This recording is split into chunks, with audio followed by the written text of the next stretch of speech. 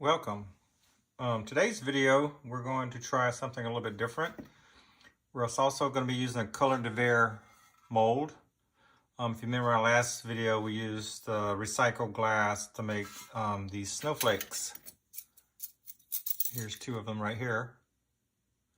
They turned out pretty good, but what I'm going to do as a bonus to this video as an experiment, I'm going to take two of them and put them back in the mold and fire them at a higher temperature and see what they do, smooth out the texture just to compare the two firings. So that'll be a bonus at the end. We'll fire these at the same time that we fire this, because this mold needs to go at a full fuse, higher temperature. So we'll fire this at a full fuse and melt it a little bit longer and just see how it looks to compare.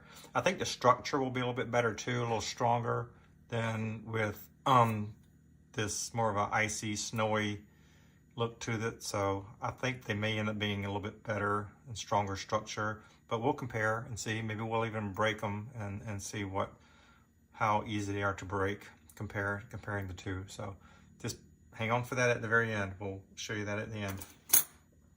So today is this, what we call a vintage ornament mold. It's two different sizes. There's a tall one and then a round one. The tall one takes about 60 grams of frit, and the round one takes about 70 grams of frit. I'll just show you the bottom, just so you can see that this is colored Verre. This is a 2015 mold. It's called Vintage Ornaments. So we're going to try that out today. We're going to try two different styles. We're going to do black with some dichroic scraps inside of it with a clear topping on top of it. Frit, all the frit and dichroic pieces are going to be 90 COE. And then the round one, we're going to do more of a clear base, and then we're going to add some scraps color. We're just going to take stuff from our scrap pile that's 90 COE. We're going to crack it up, break it, put little pieces in there, and just arrange it just in a random pattern, and just see what we get. And we may add some clear dichroic pieces as well. You can see here, those have color on top, but the glass is actually see-through, clear. So we'll throw a few of those in there just for effect and see what happens there. For the black one, we have just a sample pack of black base with dichroic coating on them, all different colors. We're going to just cut those up into smaller pieces and just arrange them randomly on the ornament, nothing symmetrical, and just see how it comes out. Also with a clear topping on that, as I mentioned. I also have a couple of these old pendants that I made a while back, and I just didn't like the way they turned out, so we're going to cut those up. Here's a black one, and here's a clear one. It's already got some dichroic color on there, but I think we can preserve some of that. I'm just going to crack it up into smaller pieces and throw it in there and see what happens. So first thing we need to do is prepare our glass. I'll set this to the side until we need it. First off, just to remind you, I am using Bullseye clear frit and Bullseye opalescent frit. You can pretty much use any coarseness. I use medium on both of these. It seems to work the best. So medium seems to be fine. The black is opal, obviously, and then the clear is obviously translucent. So we'll set those, and I've already weighed those out. So we need 70 grams for the round one, which is the clear. So I have 25 grams as a base, and then the remainder I have to put on top. I have to put dichroic. We may not use all of the topper pieces, just depends on how it fills out the mold, because you need to account for the dichroic pieces that you're putting inside, or your colored pieces that you're putting inside. The weight of that also needs to be accounted for. But today, just to make it simple, we're not going to weigh these pieces. We're just going to eyeball the topper, but really the total grams for the round one should be about 70, and the tall one about 60. But as long as you don't overflow the outside of the mold, you should be fine. Varying thicknesses are not going to affect this mold. The ornament turns out to be very, very sturdy, very thick, at least 6 millimeters in thickness, maybe slightly more, because the mold is constricting how it can fan out. So I think it'll turn out fine. So let's set this to the side and this to the side, and let's prepare our pieces first. So on the colored pieces with the color, the scraps, we're going to just maybe get my glove on and my glasses, safety glasses. Always wear safety glasses when you're cutting glass. Going to use our little nipper tool here and just nip these into this little bucket here. Just some random shapes. Just go back and forth, just using whatever you have. We're not going to cut all this. We're just going to do a few of each color and then place them in the mold. So here's some yellow. We're just going to cut up.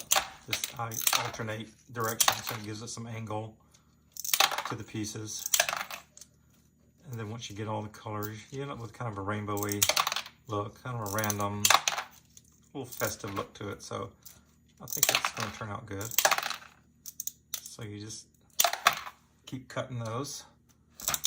And you probably won't use all of these in one particular mold, but it gives you some colors and shapes to choose from when you go to place them. So it's good to have different sizes and shapes of each piece in color. So we'll just keep cutting these. Here's some lighter green.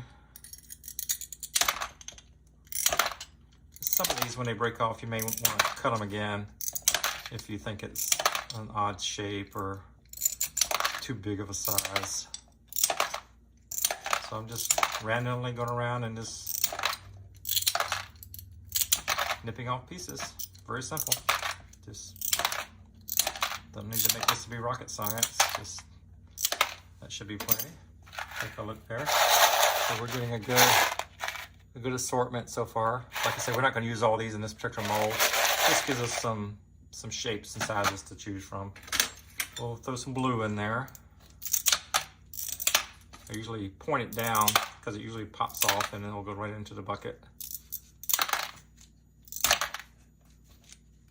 So just keep nipping away. I move over here so you can see.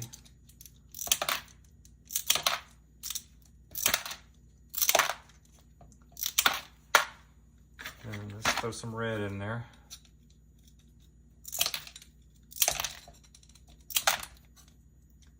So far I haven't missed any pieces. They've all gone into the bucket, which is good.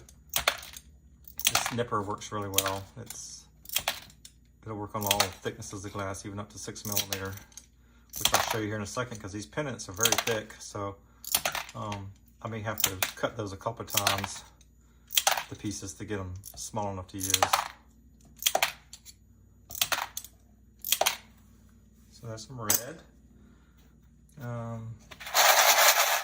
So I think that's a good assortment, along with the clear diacrylic is what we're going to use with this round ornament with the clear base. So I'll set these all together. So I'll set that to the side. We're going to use those for that one, and then I'll get another bucket to. Well, before we do that, let's finish cutting up this piece here.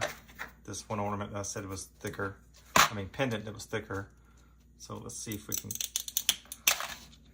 Takes a little more effort, but it does nip off pretty good. So just keep cracking it at random intervals. So we'll just do about half of that. Yeah, that's a good assortment, along with this decor we already have. And I'll set these to the side. And we'll cut up this pendant that's got a black base. It's kind of hard to see. It's a black base with a diacrylic on top. We're just going to nip that and break it up into smaller, manageable pieces.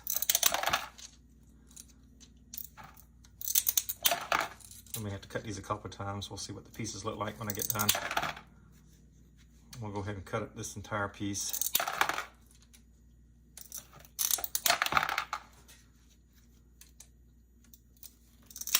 I think that looks good.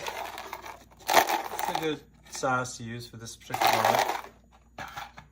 So we'll add some of these to it here, and we may have to cut these up as well, but we'll cut those as we are placing them probably.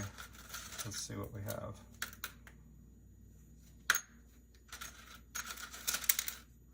I'll go ahead and cut a couple of pieces of these longer ones. And then there's a bunch in here that are already a good size. It was already cut, so these are more or less scrap from other projects. So, and we'll pour these out when we're ready to place them and then pick out some nice pieces that kind of give us a good variety. So we'll set this to the side. And we'll work, we've got our black base frit and our clear topper frit for the long one. I'll take my glove off for this part. So with the black, you just pretty much start at the top or wherever you want to start. Go around that's the hole the string will go through. You just place it a good even layer all around. And depending on what look you're going for, you may not use all of the base, but I weighed out 25 grams. Just depends on how much you want to put as far as the dichroic pieces.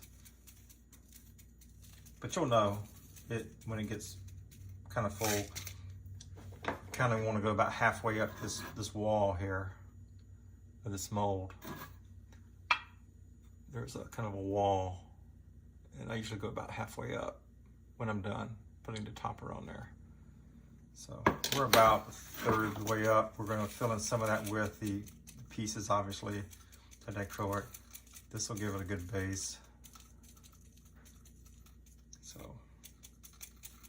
I think that looks good. We used most of it, not quite all of it, which is fine. And we got the clear that we'll put on top once we get the dichroic pieces in there.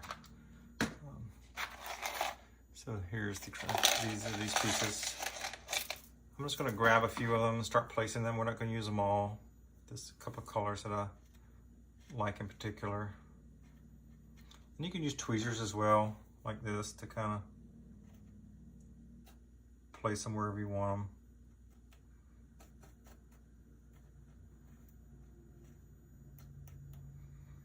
So that's fine. Here's one of the pendant pieces that we cut. Use a couple of those. Here's one of the other dichroic pieces that we cut. I try to stay away from the far edge, the outer edge on these. I try to keep them because sometimes the dichroic can kind of leak out into the top of your ornament. So sometimes I usually just try to keep it more on the inside of the mold. So I think that looks good for those. Let's pour out these pieces here so we can see them a little bit better. So we got lots of colors in here. So let's go through and pick out some greens. Maybe something that's got a pink in it. Rainbowy. Doesn't matter. It's like I say, it's random. It's just trying to be festive and colorful. There's a nice pink or purpley color. Sometimes they change color in the light, so sometimes you think you got pink and then it's something purple or blue. And there's a little piece there. It's okay if these touch, doesn't really matter. You're just going for overall, just getting a lot. For me, it's getting a lot of color and a lot of color variation. I like lots of color. Here's another pink one, and sometimes I drop them in there and I want to place them a little bit better because I'm just getting kind of tight here. So, and I kind of tamp them down a little bit just to get them down. And it's okay, the glass is all going to melt around it anyway. So everything's going to be fine.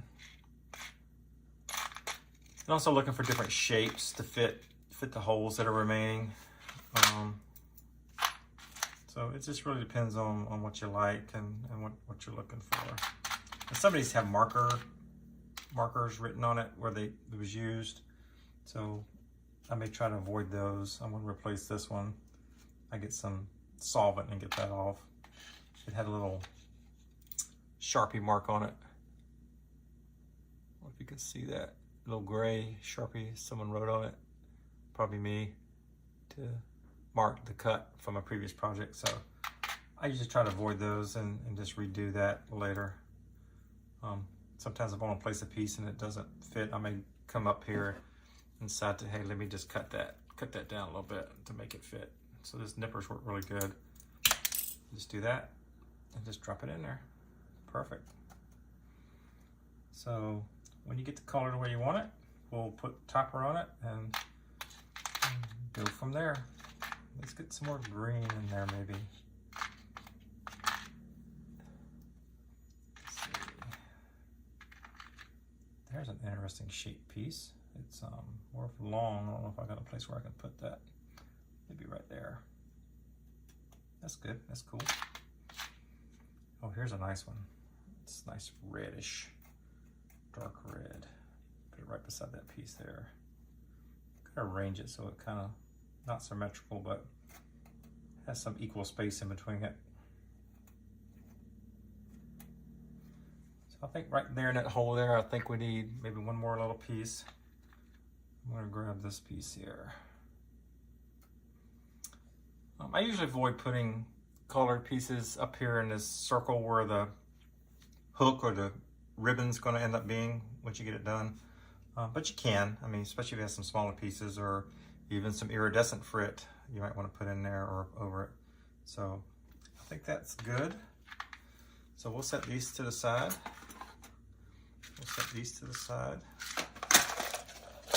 And we'll go ahead and finish this one off with the clear topper. So I just use the cup and my finger and just kind of just tap it until it gets over it. And what you want to end up doing is covering all the dichroic glass completely is the ultimate goal here. And you think, well, this isn't going to look black when you get done, but it will, because this topper will turn completely clear.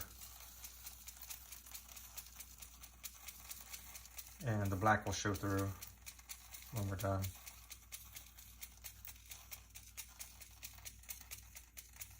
Try to get all the edges, try to make it even all the way around. I'll come back with a brush and brush away from this little centerpiece right here, just to make sure that's clear so that pops through and creates our hole. So I'll come back after we're done and use a little small brush and brush that open, just to make sure that's open. So just keep going. So that's pretty good. Get a little brush and brush off these pieces from the side. You can brush them back into the mold, which is fine, or brush them out, doesn't matter. Don't brush too hard because you don't want to brush off the zip coating. Like I said before, this mold was prepared with zip, which is a lubricant that allows the ornament to release after it's fired. So this is important to pre-coat, and there's instructions on the Color de Verre website, and I'll put the link in the description in case you're interested in looking at those. So we'll come up here with this little indentation for the ribbon that you put through with an ornament holder, ornament hook. Then I'll finish off with that. Sometimes I'll get a can of air very, very, very lightly and blow these pieces off. And if some pieces fell over into the other mold, since we're doing both, this one's going to be all clear. It doesn't matter. We're going to be filling it with clear anyway. But if it happened to be a different color, you can sit here and just blow it till it comes out. Just don't blow too hard because you don't blow your coating off, but just a small amount of air. It's not going to take your coating off because it's still there. So on to the second one, which is the round one. Like I said, this one's going to be a clear base, so we're just going to start with the clear base. Just put a good level in there, maybe go up to about half of the mold itself. I weighed out 25 grams. I may not use it all on this base, but I may. It just depends on how it's looking. So I think that's good. I don't want to put too much because you have to have room for your pieces to lay down in there. So we're just going to take these pieces that we just cut a few minutes ago. And it depends on what look you're going for. I had the black one a little more separated so you could see the individual pieces. With this one, I may decide to just put them all over the place and just kind of fill it completely up. It's really about based on the look you're going for. There's really no wrong way to do it. They're all going to melt together and create a cohesive ornament in the end. So I think with this one, I'm going to put a few more than I normally would, just to show you the differences in the looks and effects that you can get by just loading it with all kinds of color and shapes and sizes. Like I say, it's all going to melt down together anyway, so you can't really go wrong. So let me grab some of these dichroic pieces. Not a whole lot, just a few. These are okay just to give it some shininess, differential in color, just some funness, I call it, the fun factor. And I think I'll throw another piece of, I want to lift this piece out and put it on top since it's clear. Put an orange piece right there. And then I'll put this clear piece right on top of it. Just dropped it in there. I want to shift this over. Now with these, I don't worry about getting too close to the edge because the dichroic pieces tend to, the color tends to wrap around when it gets to the edge of two pieces of glass that are fused together. The dichroic can kind of wrap around to the top, and some people don't like that look. Some people do. It's just, I think it's a little messy sometimes. So with these, I don't mind it getting too close to the edge. That's it. These pieces without the dichroic pieces I put more towards the center, but the there. But the opaque color pieces, I don't worry about those. They're just going to all melt together, which will be fine, but they'll still keep their original color. So we'll see here in a few minutes once we fire it and see what we end up with. I think I'm going to put one more. Find a good shape that's flat along that bottom edge. I like this green one. It's kind of a round like the bottom here. So I'm just going to throw this in the bottom.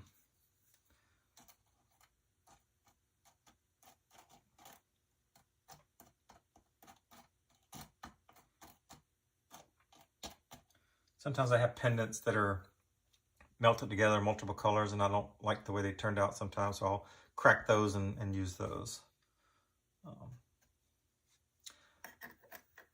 So I think that looks good. So next we'll take our topper and we'll just start filling it in. No really wrong way to do it, just start pouring it in. These pieces that are standing up, I try to make them lay flat. They'll still melt, but I just think it gives it makes it easier for them to melt together.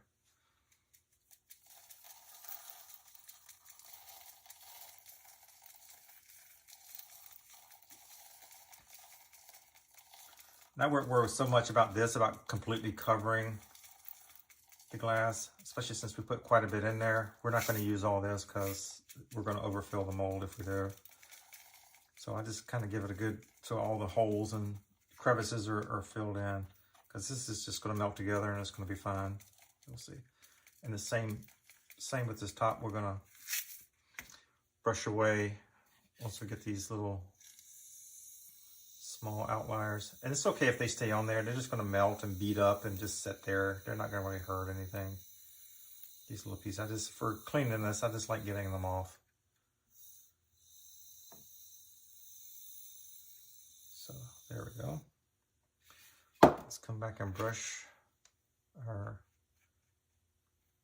part for our ribbon or ornament holder to come through. That should be fine. It should melt down really good and create a nice effect. So that's the final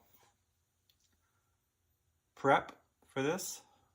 We're gonna throw this in the kiln, and remember, like I said in the beginning, we're gonna throw a couple of these snowflakes that we did last video and melt them more to a full fuse so they get a smooth finish and clear, and just compare the look that you would get if you were to fire these a little bit longer.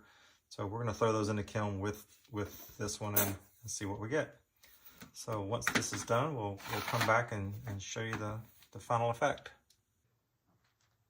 So the kiln is loaded. We'll give you one final look. There's the two snowflakes. It's okay if one of them's empty. It doesn't have to have one in both of them that we threw in there. We're going to fire those a little bit longer just to see what they look like to compare to the other firing schedule, because there is two firing schedules for those. So we're going to do the second firing schedule, which is longer for those, which is pretty much the same as the firing schedule for these vintage snowflakes. So there they are. We're going to fire these and we'll see what we get. Okay, the kiln is cooled down enough for us to open it. Let's take a look at how our projects turned out. Let's lock this in place. Looks pretty good.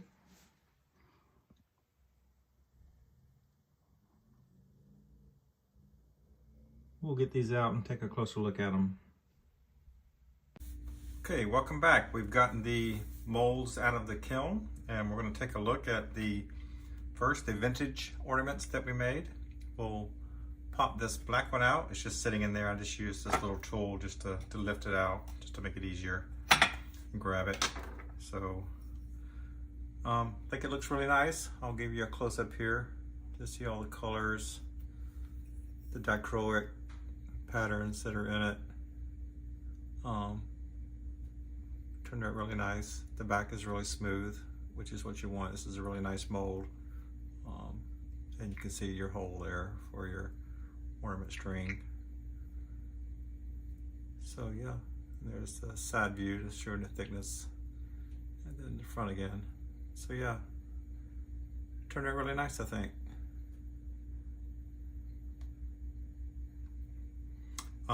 We'll weigh this one just to see.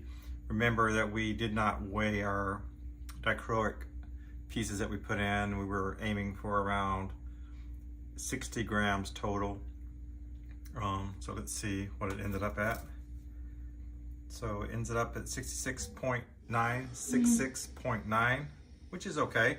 It's okay to go over. I guess the recommended frit amount is not to go under that. So there's definitely some height to the mold that allows you to go up a little bit if you need to. And I think this turned out just fine. So I think there's no issues with it. Let's look at the other one, the round one. I think it looks nice as well. You can see lots of color. You can see, make out some of that iridescence coming from the dichroic coloring in that. And there's the back. You can see how I'll rotate it so you can see the smoothness of it. I like to have, they had that little line here to kind of demark the little circle ring for the string. Makes it a nice professional look, and it's got a nice symmetrical shape to it. That's the back, and that's the front.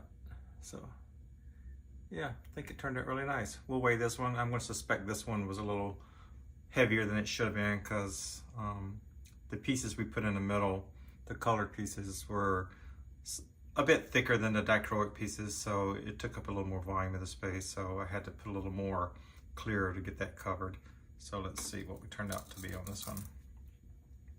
So 98 grams even, And I think the recommended minimum amount was 70 grams. So we're considerable amount over, which is okay. Still turned out fine. I'll show you a side view on this one, and if you want to compare it to the other one, I'll lift it out and show you this one too, just so you can see it is a touch thicker. There you go.